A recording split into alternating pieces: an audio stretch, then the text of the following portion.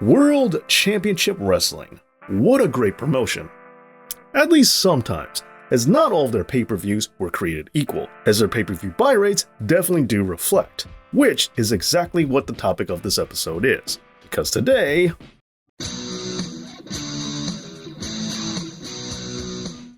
Thank you to all my excellent Patreon supporters such as Edgar Perez. I really do appreciate the help, and if you want to become a member yourself, then go over and visit my Patreon page. Thank all of you so much. Alright, before we get into the video, allow me to say that please make sure that you're subscribed to this channel and that you give this video a like, as well as making sure that your notifications are working.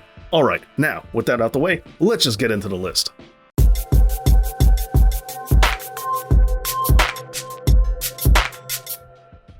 Starting us off with the 5th lowest grossing WCW pay-per-view of all time, we have Slamboree 2000, which only has an estimated 65,000 buys. And just in case you were wondering, yes, all of the lowest grossing pay-per-views take place after the year 1999, which I'm sure doesn't surprise anyone.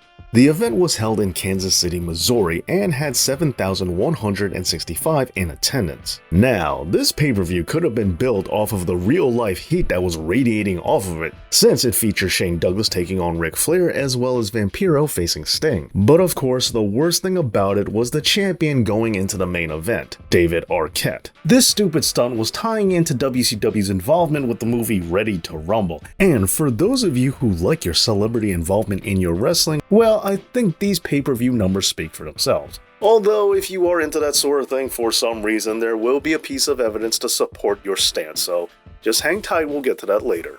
Oh, and also, don't bother trying to defend David Arquette down in the comment section. I don't care how many indie shows he's worked, it was still a terrible idea to give him this title.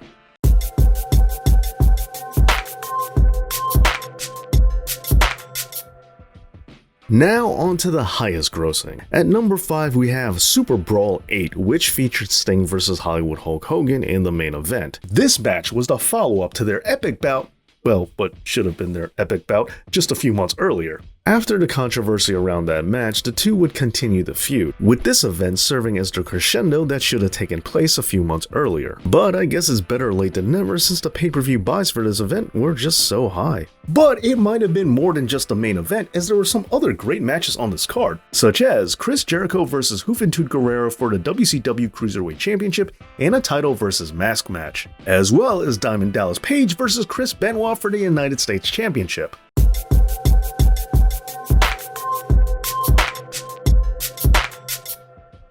And now on to another dud, Uncensored 2000, with a buy rate of only 0.13. Taking place on March 19th, 2000 out of Miami, Florida, there, a paltry 5,000 were stuck with the task of having to see this show live, which featured matches such as Brian Knobbs of the Nasty Boys single-handedly defeating all of 3 Count, as well as seeing Sid Vicious retain his title over that of Jeff Jarrett. Not to mention the main event, which saw Hulk Hogan take on Ric Flair in a strap match of a particular variety, but anyway, it doesn't matter. Let's just move on.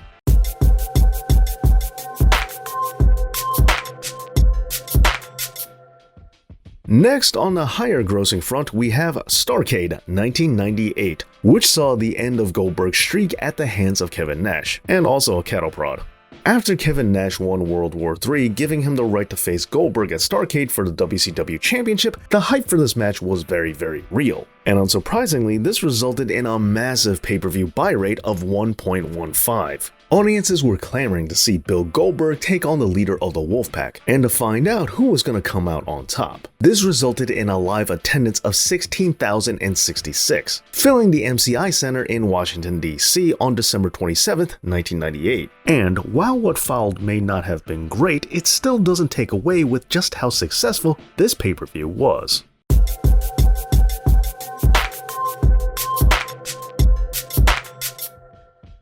And back to the lower grossing side of the coin, with a buy rate of only 0.12, we have WCW Mayhem 2000. And unsurprisingly, one of the only good things about this pay-per-view would be 3 Count versus Evan Courageous and Jamie Noble versus the Young Dragons. Man, you just gotta feel sorry for these guys. Anyway, the main event saw Scott Steiner defeating Booker T in a straitjacket match, which, you know, was a thing. But this wasn't enough to get fans to see this live and in person, let alone on pay-per-view, since they only managed to get 3,800 in attendance in Milwaukee, Wisconsin on November 26, 2000.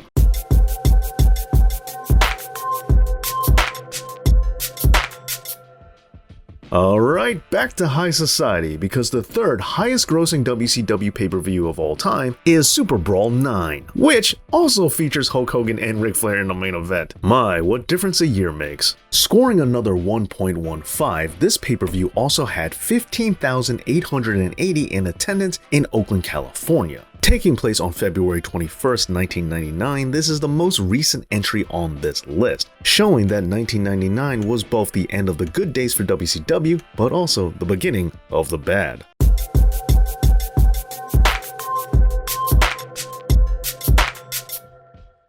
My, how the mighty have fallen. The second lowest grossing WCW pay-per-view of all time is Starrcade 2000. How pathetic is it that the last Starrcade pay-per-view of all time is also the lowest grossing?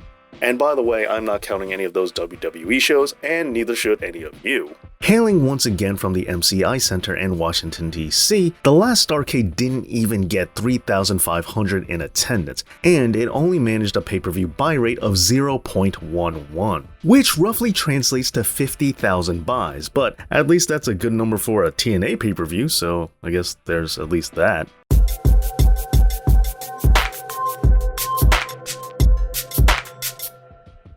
And now, on to the second highest grossing WCW pay-per-view of all time, as well as a feather in the cap to anyone who really likes celebrities in their wrestling. Because Bash at the Beach 1998 featured Hulk Hogan and Dennis Rodman going against DDP and Karl Malone, which scored 580,000 buys, translating to a buy rate of 1.5. Now, of course, this was only part of the equation, as this pay-per-view did also feature some really good matches, such as Eddie Guerrero vs. Chavo Guerrero, Rey Mysterio vs. Chris Jericho, and Booker T vs. Bret Hart. And the WCW title match for this pay-per-view was watching Curt Hennig try to carry Bill Goldberg. And try as he might, he did as best as he could, but that's a tall order for anyone.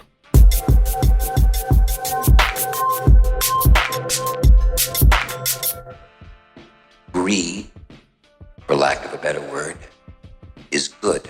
No, Mr. Gordon Gekko, greed most certainly is not good, especially when we're talking about the WCW pay-per-view, which is the lowest grossing WCW pay-per-view of all time, and also, sadly, the last. This only scored 0.1, and featured Scott Steiner vs. DDP for the WCW Championship, as well as a tag team match featuring both Dusty and Dustin Rhodes taking on Ric Flair and Jeff Jarrett. But with only 5,030 in attendance in Jacksonville, Florida, March 18th, 2000 would be the final pay-per-view that WCW would ever see. And with that, World Championship Wrestling would end not with a bang, but with a whimper.